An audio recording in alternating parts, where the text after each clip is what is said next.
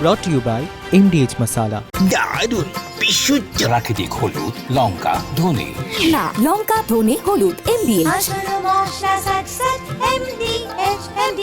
5টার পাঞ্চে আজ আমরা আলোচনা করব ভাঙা গড়ার খেলা নিয়ে। আপনারা জানেন যে ইতিমধ্যেই সুপ্রিম কোর্টের পর স্পিকারের নোটিশ গিয়েছে 20 জন এনসিপিআই সাংসদের কাছে। সাংসদ পদ খারিজের দাবি করেছিলেন অভিষেক বন্দ্যোপাধ্যায় এবং তার প্রেক্ষিতেই এই নোটিশ। আর অন্যদিকে ইনচার্জের দায়িত্ব পেয়েছেন সুকান্ত মজুমদার। কলকাতা পুরসভার মেয়রের চেয়ারে কে বসবেন তা নিয়ে ইতিমধ্যেই একটা জল্পনা শুরু হয়েছে। পুরো ভোট একেবারে দুয়ারে কড়া নাড়ছে বলা যায়। সেক্ষেত্রে এই জল্পনা নিয়েও আমরা আলোচনা করব। আমাদের দুই প্রতিনিধি আমাদের সঙ্গে রয়েছেন আমাদের প্রতিনিধি প্রবীর চক্রবর্তী এবং রক্তিমা দাস। আমি শুরুতেই প্রবীরের কাছে যাব। প্রবীর, আমরা জানি যে স্পিকারের তরফ থেকে ইতিমধ্যেই এনসিপিআই সাংসদদের কাছে নোটিশ গিয়েছে এবং তাদের জবাব তলব করা হয়েছে স্পিকারের তরফ থেকে 7 দিনের মধ্যে। সব মিলিয়ে কি চলছে ওই শিবিরে?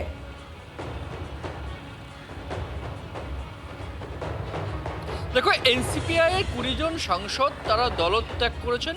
তাদের দলত্যাগ বিরোধী আইনে ফেলে তাদের সাংসদ পদ খারিজ করা হবে, এই আবেদন নিয়ে প্রথমে স্পিকারের কাছে, লোকসভা স্পিকারের কাছে তৃণমূল কংগ্রেসের সর্বভারতীয় সাধারণ সম্পাদক অভিষেক বন্দ্যোপাধ্যায় এবং বলা যায় তৃণমূল কংগ্রেস তারা লিখিত দাবি জানিয়েছিলেন।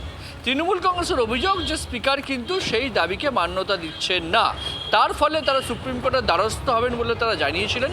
অবশেষে তারা সুপ্রিম কোর্টের দ্বারস্থ হয়েছে। গতকাল সুপ্রিম কোর্ট কিন্তু এই 20 জন সাংসদকে নোটিশ পাঠিয়ে জানতে চেয়েছে তাদের অবস্থান।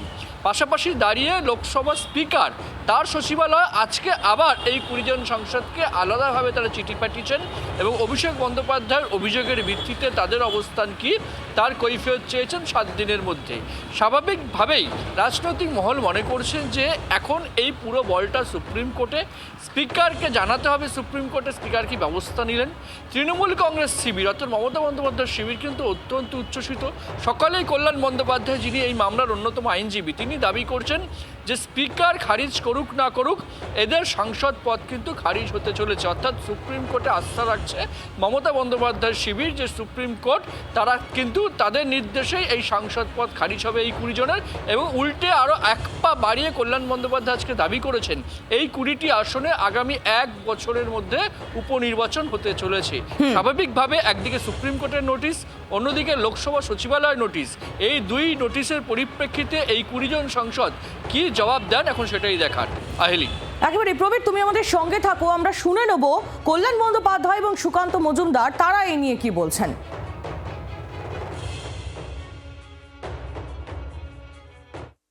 এই স্পিকার নোটিশ দিয়েছেন, এরপর কড়া কোনো স্টেপ তিনি নেবেন?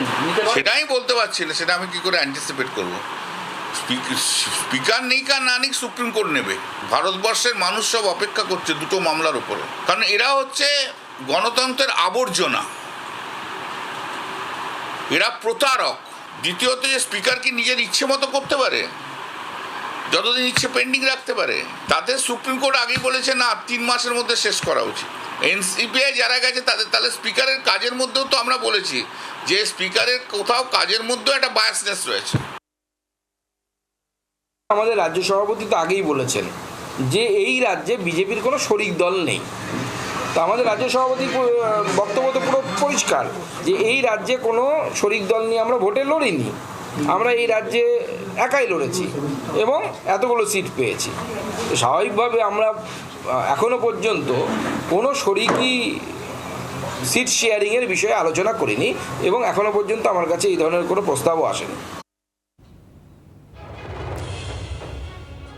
যারা তৃণমূল ত্যাগ করেছেন, যারা এই মুহূর্তে এনসিপিআই সাংসদ হয়ে গিয়েছেন, তাদের নিয়ে যখন আলোচনা হলো তখন এখনো পর্যন্ত যারা তৃণমূলে রয়ে গিয়েছেন তাদের নিয়েও একটু আলোচনা করি।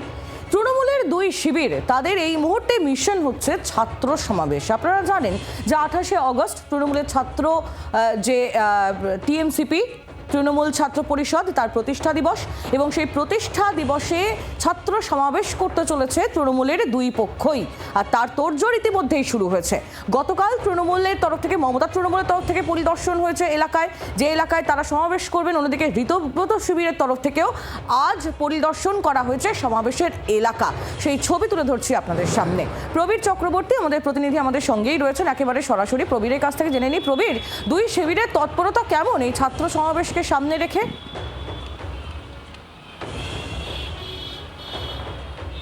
দেখো আহিলি, তৃণমূল কংগ্রেসের দুটো বড় রাজনৈতিক কর্মসূচি এ রাজ্যে হয়। একটা হচ্ছে 21শে জুলাই আর একটা হচ্ছে ছাত্র পরিষদের প্রতিষ্ঠা দিবস। 21শে জুলাই আমরা দেখলাম যে দুভাগে বিভক্ত হয়ে ঋতব্রত বন্দ্যোপাধ্যায় শিবির এবং মমতা বন্দ্যোপাধ্যায় শিবির আলাদা আলাদা জায়গায় 21শে জুলাই পালন করলো। ঠিক পাশাপাশি দাঁড়িয়ে ছাত্র পরিষদের প্রতিষ্ঠা দিবসও কিন্তু শহরের বুকে দুটো হতে চলেছে এই প্রথমবার। মমতা বন্দ্যোপাধ্যায় করবেন কলকাতা হাইকোর্টের নির্দেশে ক্যাথিড্রাল রোডে এবং ঋতব্রত বন্দ্যোপাধ্যায় একই নির্দেশে করবেন রানী রাসমণিতে। গতকাল রায় আসার পর দুটো শিবিরে কিন্তু তৎপরতা এই মুহূর্তে তুঙ্গে। গতকালই আমরা দেখলাম দোলা সেন্ডে তারা গিয়ে ক্যাথিড্রাল রোড সেটা পরিদর্শন করলেন এবং আজকে সকাল সকাল ঋতব্রত বন্দ্যোপাধ্যায়ের শিবিরে ছাত্র নেতা সুদীপ রাও ও অন্যান্য তারা রানী রাসমণি রোড পরিদর্শন করলেন। এখন বিষয় হচ্ছে যে এই যে আইনি লড়াই শেষ হয়েছে, এখন রাজনৈতিক যে লড়াই 28 তারিখ অপেক্ষা করছে, সেটা মূলত হচ্ছে ভিড়। কোন সমাবেশে বেশি ছাত্রছাত্রীরা আসেন, সেক্ষেত্রে দাঁড়িয়ে সুদীপ রাহা তিনি অভিযোগ করছেন যে অন্য শিবিরে ছাত্ররা কম থাকে, 60 বছর 70 বছর লোকেরাই বেশি থাকে, তাদের সমাবেশে কিন্তু ছাত্ররাই থাকবেন, ছাত্রদের কথাই বলা হবে। এখন দেখার বিষয় তৃণমূল শিবির অর্থাৎ মমতা বন্দ্যোপাধ্যায়ের শিবির থেকে পাল্টা কোনো রিয়াকশন আসে কিনা। কিন্তু ছাত্র সমাবেশ যেটা হতে চলেছে দুটো শিবিরে, সেখানে যে পরবর্তী যে প্রতিযোগিতা, সেটা যে অবশ্যই ভিড়, কোন ছাত্ররা কোন দিকে যাচ্ছে, রাজনৈতিক মহলে যে নজর থাকবে সেটা বলাই যায়। আহিলি, একেবারে প্রবীর, তুমি আমাদের সঙ্গে থাকো। আর তৃণমূলের এই দুই শিবিরের বক্তব্যই আমরা পেয়েছি, কে কি বলছেন ছাত্র সমাবেশকে সামনে রেখে, চলুন শুনে নি। তৃণমূল ছাত্র পরিষদ কোনো ভিড়ের প্রতিযোগিতায় নেই। তৃণমূল ছাত্র পরিষদ এখানে তৃণমূল ছাত্র পরিষদের প্রতিষ্ঠা দিবস পালন করতে এসেছে। সুতরাং ভিড়ের প্রতিযোগিতায় কেউ 65 বছর 60 বছর 70 বছরের লোকেদের নিয়ে এসে ভিড় করাচ্ছে, আমাদের সেটা লক্ষ্য নয়। এটা তাদের রাজনৈতিক দৈন্যদশাই প্রমাণ হয় এবং যারা এটা করছে এটা থেকে প্রমাণ হয় যে তাদের সাথে ছাত্ররা কেউ নেই। আমাদের তো 60 62 68 বছরের লোকজনকে নেতৃত্ব দিতে হচ্ছে না, যারা অছাত্র তারা এখানে নেতৃত্ব দিচ্ছে না, নেতৃত্ব দিচ্ছে যারা তৃণমূল ছাত্র পরিষদ করে, যাদের পড়াশোনার সঙ্গে সম্পর্ক আছে। কোন শিবির কী দিয়েছে আমরা জানি না। আমরা আসল তৃণমূল কংগ্রেস, আমাদের তৃণমূলের ছাত্র বর্ষের প্রতিষ্ঠা দিবস এটা হবে, সেটা নিয়ে আমরা এসেছি আজকে। কারা কি করবে সেটা তারা বলতে পারবে। আমরা যেহেতু তৃণমূল কংগ্রেসের নেতৃত্ব দিই, তৃণমূল ছাত্র বর্ষের ছেলেরা আমাদের অনুরোধ করেছিল যে আপনারা এসে একটু আমাদের সহযোগিতা করুন, মঞ্চ বাঁধার ক্ষেত্রে কোথায় কী কী লাগে না লাগে এটা সরজমে তদারকি করার জন্য আমরা তৃণমূল ছাত্র আহ্বানে এখানে উপস্থিত হচ্ছি। আমরা রাখি বন্ধনও পালন করব এবং তৃণমূল ছাত্র পরিষদের প্রতিষ্ঠা বার্ষিকীও পালন করব এবং সেখানে ওই আবার একই হবে, একদিকে মমতাদির নেতৃত্বে জনসমুদ্র, আর একদিকে কয়েকটা বেইমানের নেতৃত্বে প্লাস্টিকের চেয়ার। আর এবার আরও একটা গুরুত্বপূর্ণ প্রশ্ন এই মুহূর্তে উঠছে, সেটা আপনাদের জানাই যে কলকাতা পুরসভায় বিজেপির মেয়র পদপ্রার্থী কে হবেন। কলকাতা পুরসভায় বিজেপির ইনচার্জের দায়িত্ব নিয়েছেন সুকান্ত মজুমদার এবং দায়িত্ব নিয়ে তিনি খোলসা করেছেন খানিকটা। তিনি বলেছেন যে আগামী দিনে সনাতনী মেয়র বসবে পুরসভার মেয়রের পদে, মেয়রের চেয়ারে, এমনটাই বলেছেন কেন্দ্রীয় মন্ত্রী সুকান্ত মজুমদার। সব মিলিয়ে ঠিক কি কি বক্তব্য উঠে আসছে তার কথায় একটু শুনে নি সুকান্ত মজুমদারের কথা, কি বলেছেন তিনি। আমার বিশ্বাস যে পৌরসভার লোগোতে 3 দিকে পদ্মফুল এবং একদিকে স্বস্তিকা আছে, সেখানে সনাতনী মেয়র আগামী দিনে বসবে এবং তার সাথে সাথে এই পৌরসভা আবার তার হৃতগৌরব, সেই হৃতগৌরব ফিরে পাওয়ার দিকে যাবে। সুকান্ত মজুমদারের বক্তব্য আমরা শুনছিলাম। রক্তিমার কাছে চলে যাব, আমাদের প্রতিনিধি আমাদের সঙ্গে রয়েছেন। রক্তিমা, সুকান্ত মজুমদার তিনি আজ যে কথা বললেন যে আগামী দিনে সনাতনী মেয়র বসবেন পুরসভার মেয়রের চেয়ারে, এটা তো অনেক কিছু স্পষ্ট করে দিল, তাই নয় কি?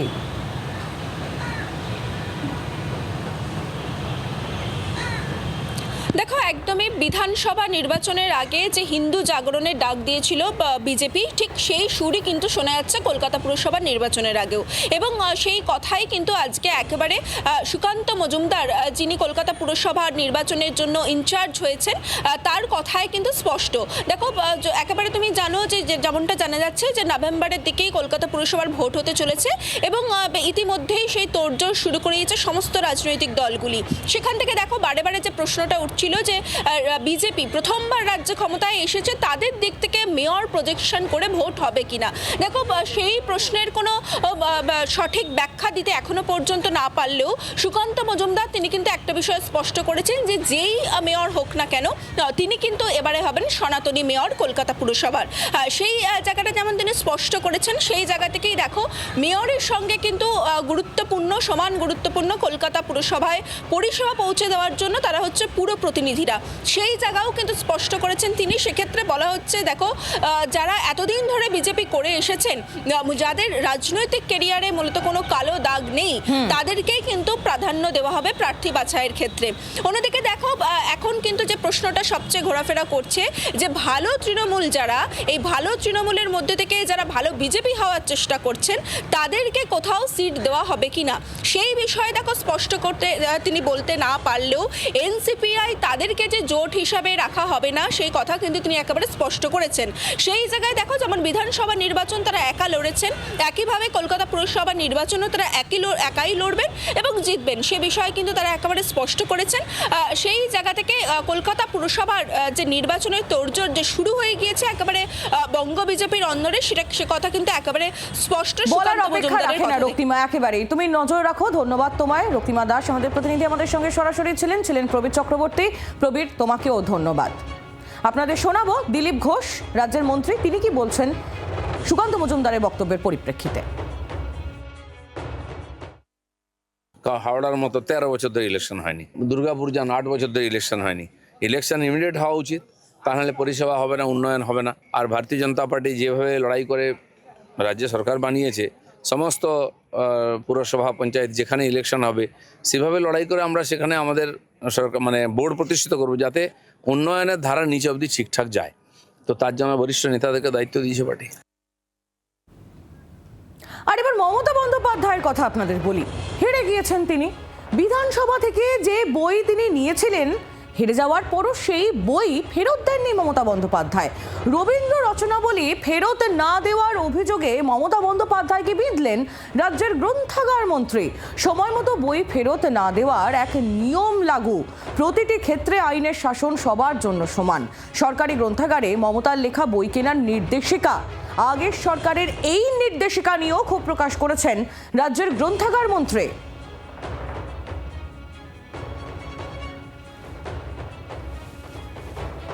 মাসের টাকাটা উনি প্রাক্তন মুখ্যমন্ত্রী হয়ে যদি বই নিয়ে গিয়ে ফেরত না দেন, একটা সাধারণ মানুষ বই নিয়ে গিয়ে ফেরত না দিলে যে ধরনের তার শাস্তি হওয়া উচিত, একই শাস্তি তারও হবে। কারণ তিনি বই নিয়ে গেছেন, পড়বেন, ফেরত দেবেন। কেন তিনি বই ফেরত দেবেন না? এই না দেওয়ার জন্য একজন সাধারণ পাঠকের যে শাস্তি হয়, তারও সেই শাস্তি হবে। আমাদের বর্তমান সরকার, নতুন সরকার, তার মুখ্যমন্ত্রী মাননীয় শুভেন্দু অধিকারী মহাশয়, তিনি যেভাবে বাংলাকে গড়ে তুলতে চাইছেন, তাতে আইনের শাসন থাকবে। এখানে আইনের চোখে সকলের সমান। এপাং ওপাং ঝপাং বা অপ্রয়োজনীয় গ্রন্থ মমতা ব্যানার্জি বা তার গ্রন্থাগার মন্ত্রী সিদ্দিকুল্লাহ চৌধুরী, যেগুলোকে শুধুমাত্র তাদের দলের মুনাফা তৈরি করার জন্য নিতে বাধ্য করেছেন, সেই ধরনের কোনো বই সরকারি লাইব্রেরিতে থাকবে না। আমি প্রথম দিনই বলেছি দায়িত্ব নিয়ে, সেই জায়গায় রাষ্ট্রবাদী বই, জাতীয়তাবাদী বই, যে ক্ষেত্রে যুবদের মেধার বিকাশ ঘটবে, সেই ধরনের বই লাইব্রেরিতে স্থান পাবে। মমতা ব্যানার্জি, সিদ্দিকুল্লাহ চৌধুরী অপ্রয়োজনীয় গ্রন্থ একটাও লাইব্রেরিতে থাকবে না। রাজ্যের গ্রন্থাগার মন্ত্রী, তার বক্তব্য আমরা শুনছিলাম। আমরা বক্তব্য পেয়েছি কেন্দ্রীয় প্রতিমন্ত্রী সুকান্ত মজুমদারেরও। এই নিয়ে কি বলছেন তিনি, শোনাবো আপনাদের। বই হারিয়ে যাওয়া নিয়ে বা বই ফেরত দান না দিয়ে আমি বেশি কিছু বলতে চাই না, কারণ বই হারিয়ে যেতেই পারে, নির্দিষ্ট নিশ্চয়ই নিয়ম আছে, ফাইন দিতে হয় বা কিছু একটা থাকে, জেনারেলি লাইব্রেরির যা নিয়ম থাকে। পাং ওপাং ঝাপাং আমার মনে হয় লাইব্রেরিতে না থাকাই ভালো। উনি লিখেছেন, প্রচুর বই লিখে নাকি একসময় দল চালাতেন। যদি বইয়ের মধ্যে বা লেখার মধ্যে ওনার দম থাকে, তাহলে ওনারা এখনও বই কিনবেন। মুখ্যমন্ত্রী ছিলেন, লেখক তো এরকম হয় না যে অধ্যাপক থাকলো তখন তিনি ভালো লেখক, তার বই বিক্রি হচ্ছে, যখন তিনি রিটায়ার করে গেলেন তার বই বিক্রি হচ্ছে না, এরকম তো হয় না। মনে হচ্ছে বাড়ে, আমরা দেখেছি রিটায়ার করার পর আরও বই বিক্রি বেড়ে যায়, কারণ শানিত হয় বুদ্ধি তত বেশি। তারপর সুকান্ত মজুমদারের বক্তব্য তুলে ধরলাম আপনাদের সামনে। যে অভিযোগ উঠে আসছে, মমতা বন্দ্যোপাধ্যায় তিনি বিধানসভা থেকে বই নিয়েছিলেন রবীন্দ্র রচনাবলী, সেই বই তিনি ফেরত দেননি, এমনটাই অভিযোগ। আর সেই অভিযোগেই তাকে বিঁধলেন, অর্থাৎ রাজ্যের প্রাক্তন মুখ্যমন্ত্রীকে বিঁধলেন রাজ্যের গ্রন্থাগার মন্ত্রী।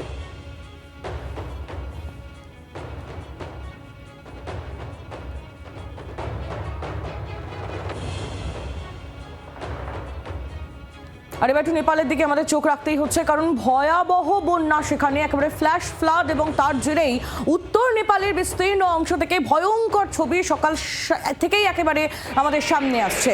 ভেসে গিয়েছে আস্ত লোহার একটি ব্রিজ, সেই ছবি আপনারা দেখতে পাচ্ছেন। ফ্ল্যাশ ফ্লাডের জেরে সীমান্তবর্তী এলাকায় ব্যাপক ক্ষয়ক্ষতি হয়েছে বলে অভিযোগ, যে দাবি উঠে আসছে। শুধু তাই নয়, শতাধিক মানুষের মৃত্যুর আশঙ্কাও উড়িয়ে দেওয়া যাচ্ছে না। প্রকৃতির রুদ্র রূপ একেবারে সকাল সকাল দেখলো উত্তর নেপাল, যার জেরে আমাদের দেশেরও একাধিক রাজ্যে ইতিমধ্যেই সতর্কতা জারি করা হয়েছে, কারণ জলস্তর বেড়ে যাওয়ার আশঙ্কা এবং প্লাবনের আশঙ্কা উঠে আসছে আমাদের রাজ্যেরও, আমাদের দেশেরও একাধিক জেলায় এবং রাজ্যে।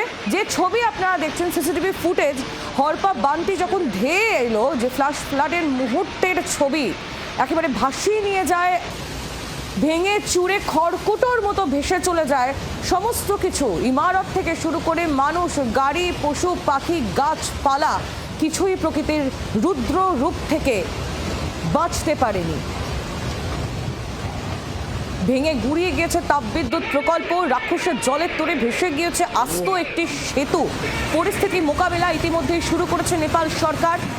উত্তরপ্রদেশ এবং বিহারেও সতর্কতা। রাসুয়া, নুয়াকোট, খাদিং, চিতওয়ান এবং গোর্খা এলাকায় নদী তীরবর্তী বাসিন্দাদের ইতিমধ্যেই সতর্ক থাকতে বলা হয়েছে এবং বেশ কিছু এলাকার বাসিন্দাদের সরিয়ে নিয়ে যাওয়ার কাজ শুরু হয়েছে। দেখুন একবার এই ছবিটা, কি মারাত্মক জলের স্রোত, ব্রিজের তলা দিয়ে বয়ে যাচ্ছে, দুপাশে বসত বাড়ি দেখা যাচ্ছে। সুতরাং বোঝাই যাচ্ছে যে এই এলাকায় সাধারণ মানুষ তারা বসবাস করেন, তাদের কি অবস্থা এই মুহূর্তে আমরা জানি না। প্রচুর মানুষ তারা নিখোঁজ, প্রচুর মানুষ তারা জলের তোড়ে ভেসে গিয়েছেন। একটা আস্ত ব্রিজ কিভাবে ভেসে যাচ্ছে একবার দেখুন, একটা আস্ত লোহার ব্রিজ জলের তোড়ে ভেসে বেরিয়ে যাচ্ছে। দেখুন এই ছবিটাও দেখুন, আরো মারাত্মক একটি ছবি। হাড় হিম একের পর এক ছবি নেপাল থেকে উঠে আসছে। মানুষ একেবারে দিশেহারা হয়ে গিয়েছে।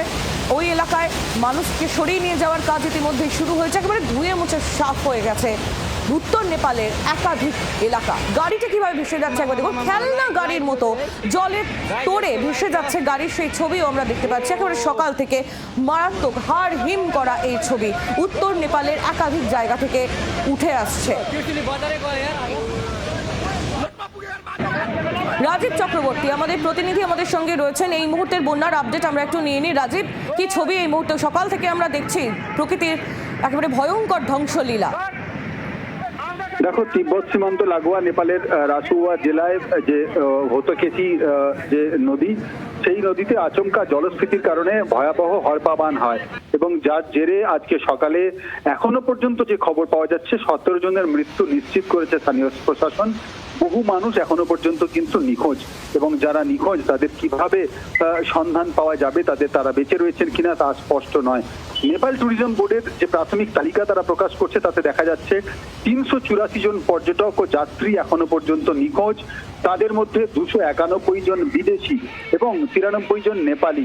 বিদেশিদের মধ্যে তোমাকে জানিয়ে রাখি 105 জন ভারতীয় রয়েছেন বলে জানা যাচ্ছে। অত্যন্ত দুঃখের খবর। আমরা যে ছবি দেখছি তাতে বোঝাই যাচ্ছে এই বিপদ, এই ভয়ঙ্কর বন্যা, সেখানে পরিস্থিতি ভয়াবহ অবস্থা। আর তার মধ্যে 105 জন ভারতীয় রয়েছেন। একটু আমাদের সঙ্গে থাকো। যে ছবি আমরা এই মুহূর্তে আপনাদের সামনে তুলে ধরছি, ইতিমধ্যে এয়ারলিফট করা শুরু হয়েছে দুর্গত এলাকা থেকে সাধারণ মানুষকে, সেই ছবি আপনারা দেখতে পাচ্ছেন। হেলিকপ্টারে উদ্ধার অভিযান, রুদ্ধশ্বাস সেই অভিযানের মুহূর্তের ছবি তুলে ধরছি আপনাদের সামনে। এয়ারলিফট করা শুরু হয়েছে দুর্গত এলাকার মানুষদের। রাজীবের কাছে আরও একবার চলে যাব। রাজীব, ইতিমধ্যে প্রশাসনের তরফ থেকে যাবতীয় ব্যবস্থাপনা নেওয়া হয়েছে আমরা দেখতে পাচ্ছি, কিন্তু যারা বন্যা কবলিত, যারা ভেসে গিয়েছেন, তাদের প্রাণের অস্তিত্ব তাদের দেহে আদৌ আছে কিনা সেটা তো একটা আশঙ্কার জায়গা তৈরি হয়েছে। অত্যন্ত মর্মান্তিক এই পরিণতি। অবশ্যই দেখো, তুমি দেখতে পাচ্ছ যে তথ্য নেপাল সরকার জানাচ্ছে 384 জন, বেসরকারি সূত্রে সংখ্যাটা আরো অনেক বেশি।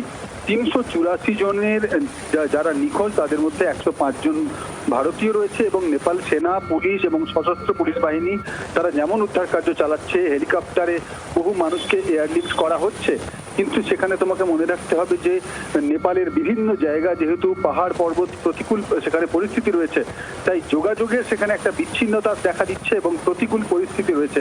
নিখোঁজদের সন্ধানে এখন যেটা দেখা যাচ্ছে উদ্ধার কার্যে বড়সড় চ্যালেঞ্জ হয়ে দাঁড়াচ্ছে। পরিস্থিতি অত্যন্ত ভয়াবহ এবং যে বিদ্যুৎ, যেগুলো জলবিদ্যুৎ এবং বিদ্যুৎ সংবহন যে পরিকাঠামো, সেগুলি একেবারে ভেঙে গিয়েছে। অতএব পরিস্থিতি বলা যেতে পারে যে আচমকা একেবারে প্রাকৃতিক এই বিপর্যয়ের কারণে কিন্তু নেপালের একটা বড় অংশ বড়সড়ভাবে ক্ষতিগ্রস্ত এবং বহু মানুষের মৃত্যুর আশঙ্কা কিন্তু করা হচ্ছে। যদিও সরকারিভাবে এখনো পর্যন্ত 17 জনের মাত্র মৃত্যুর কথা বলা হচ্ছে, কিন্তু নিখোঁজের সংখ্যাটা 384 জন এবং যেভাবে একটি বিস্তীর্ণ এলাকা একেবারে ভেসে গিয়েছে, একেবারে কার্যত জলে ধুয়ে সাফ হয়ে গিয়েছে, তাতে কিন্তু এই যে ভেসে গিয়েছে বাড়িঘর, গাড়ি, বাজার, সেতু, যে সবকিছুই জলবিদ্যুৎ কেন্দ্র এবং একাধিক পরিকাঠামো একেবারে জলের স্তরে ধূলিসাৎ হয়ে গিয়েছে। সব মিলিয়ে এখনো পর্যন্ত উদ্ধার কার্যই ভরসা এবং সেই উদ্ধার কার্য চালাতে গিয়েও প্রতিকূল পরিস্থিতির সম্মুখীন হতে হচ্ছে নেপাল প্রশাসনকে। তবে নেপাল সেনা, পুলিশ এবং সশস্ত্র বাহিনী তারা কিন্তু আপ্রাণ চেষ্টা চালিয়ে যাচ্ছে যাতে যে কোনো ভাবে যে ওই আশেপাশের এলাকার মানুষজনকে সরিয়ে নিয়ে যাওয়া যায়। রাজীব, তুমি আমাদের সঙ্গে থাকো। দুটি ছবি আপনাদের সামনে আমরা তুলে ধরছি। একদিকে যে মুহূর্তে হরপাবান আছড়ে পড়ে, সেই মুহূর্তের ছবি আপনারা দেখতে পাচ্ছেন যে হু হু করে জলের স্রোত, কাদা মাটির স্রোত। আর অন্যদিকে আরও একটি যে ছবি আপনাদের সামনে তুলে ধরছি, তা হলো ওই একই জায়গার ছবি। বন্যার জল, বন্যার কাদামাটি ওই এলাকা দিয়ে চলে যাওয়ার পর ঠিক কিভাবে কি পরিস্থিতি হয়েছে সেখানে এবং সেখানে মানুষজন কিভাবে রয়েছেন, সেখান থেকে উদ্ধার করা, যেমনটা রাজীবও আপনাদের জানাচ্ছিলেন যে উদ্ধার করাটাই একটা চ্যালেঞ্জ হয়ে দাঁড়িয়েছে। ওই একই জায়গায় উদ্ধার কাজের ছবি আপনারা দেখতে পাচ্ছেন। একদিকে দেখতে পাচ্ছেন হরপাবানের মুহূর্তের ছবি আর অন্যদিকে উদ্ধার কাজের ছবি। একই জায়গা, আগে এবং পরে কি মারাত্মক দুটো আলাদা, সেটা আপনারা ছবিতেই স্পষ্ট করতে পারছেন। রাজীব, নজর রাখো। ধন্যবাদ। স্বাস্থ্য আর নিউট্রিশন পাবে, শরীরও স্ট্রং হবে, অল্প খেলেই পেট ভরে, ডাইজেশন ঠিক রাখে। MDH সোয়াটিন, আসল প্রোটিন।